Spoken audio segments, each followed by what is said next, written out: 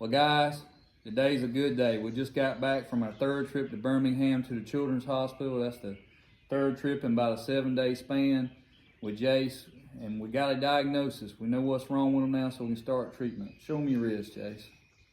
So that wrist there, he had a mass taken out of it 2 years ago, and he's been going to the doctor because he did it back in South Carolina, went to the medical university trying to figure out what was going on with his swelling and the way he was having trouble walking and everything. So this has been going on for many years now, and we finally have a diagnosis.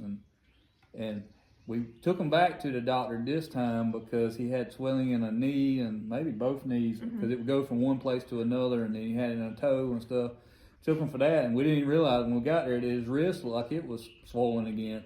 And the doctor noticed that it was also hotter than the other one, so there was heat in it. So they did some blood work. Blood work came back clean, which it always has, and he's had blood work not done, I can't tell you how many times.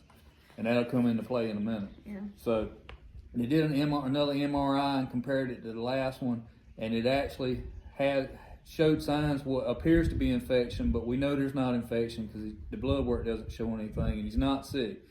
Because by the way it looks, if they look at the MRI reading, it says this person is hospitalized and probably has been for days. He would be so severely ill from this. So he has an autoimmune disease that there's no cure for, but it's treatable. And the name of it, for short, is CRMO, which I'll have to read it because it's a lot for me.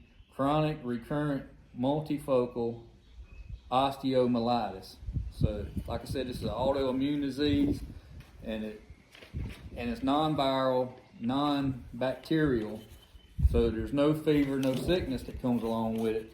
So basically, his body's attacking itself. So it thinks, like in his wrist in this case, it thinks that there's an infection in there, so it's cut off that wrist and sealed it up. And normally, if there was an infection, it would go away and the body would back off of it. But since it's autoimmune disease and there's no infection there to begin with, it's not getting that trigger, so it just keeps attacking itself. So it's made his bone expand, which is permanently expanded from the first time, and now it's doing it again. It's expanding more, and he's got soft tissue being affected around the outside of it as well, and it's causing the visible swelling that he's got. And but it's treatable. So now he's starting treatments at home, and He has 5 medications. 2 are shots, and then 3 are pills, and they are for the side effects to help him with the shots. Yeah, because those shots can be some fairly severe side effects. So he's having to take medicine, and it has to have labs continually to make sure that it's not depleting his body of stuff that he doesn't have an issue with. You know, that it's not missing now; it might go missing from the actual treatments. But that's how it goes with any kind of medication. So, but if this doesn't work, if this kind of treatment doesn't work, then he'll have to go to the hospital once a month and get some kind of infusion. We don't even know what that means at the moment, what kind of medication that is, if it's stem cells, what it even is, because we don't want to go there until we have to go there, if we go there.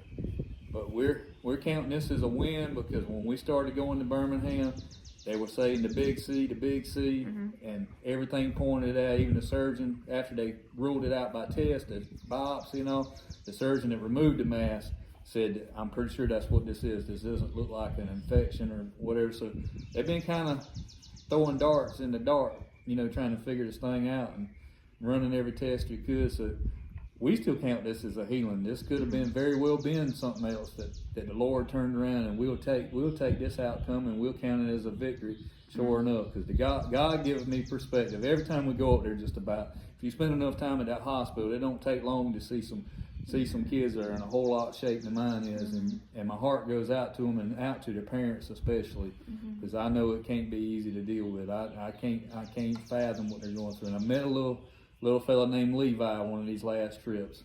He was waiting on an MRI with his dad, and his dad he's a Christian, and he had a bold spirit, and he shared his story with us in the waiting room, and Levi had a brain tumor taken off his brainstem. Well, 90% of the rest is spread in his brain, and they can't get it.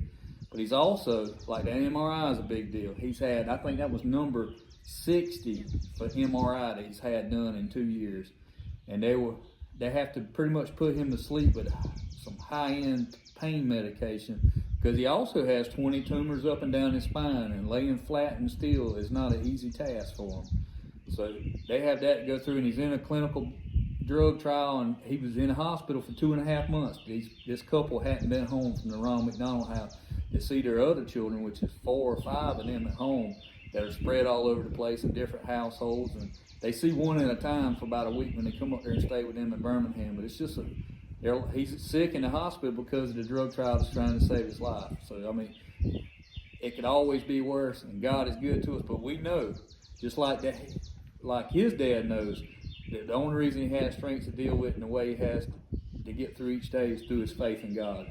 And he'll tell you that without Jesus he couldn't make it, and the 3 of us sitting on this here bench right here couldn't make it without Jesus either. And we thank God for being the benevolent God that he is, and being the great healer, the great physician, the maker of all things, the creator of all. And we're thankful for him, and we're thankful for you guys, and we ask you to lift Jase up in prayer that they will come out with a cure for this one day. But if not, the main and immediate thing he needs prayer for, that he's really asked for, is with these injections. Jase does not like a needle. He's had blood work done sometimes 3 times a week, and not one time between all his shots and his blood work has he ever got comfortable with it. Has he ever gotten better with it?